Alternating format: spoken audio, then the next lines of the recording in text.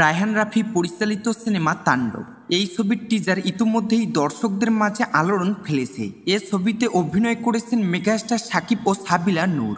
এবার চরকির YouTube channel থেকে প্রকাশ হলো ছবিটির দ্বিতীয় গান লিচুর বাগান। 3 মিনিট 28 সেকেন্ডের আইটেম গানটি গেয়েছেন সঙ্গীত শিল্পী প্রীতম হাসান ও জেফার রহমান। গানের শুরুতে বিয়ের পালকিতে বসে বোল্ড লুকে ধরা দিয়েছেন সাবিলা। গানের তালে তালে সাকিব সাবিলার রোমান্স দর্শকদের যেন মাতিয়ে রেখেছে। কে দিল পীড়িতের বেড়া লিচুর বাগানে গানটি প্রকাশ্য আসতেই কমেন্ট বক্সে নেটিজেনরা বেশ প্রশংসা করেছেন। একজন লিখেছেন, সাকিব খান মানেই সুপারস্টার, সবসময় নতুন কিছু উপহার দেন। আরেকজনের কথায়, পুরাই গ্রাম বাংলার ঐতিহ্যবাহী লিরিক্স তুলে আনছে দারুণ।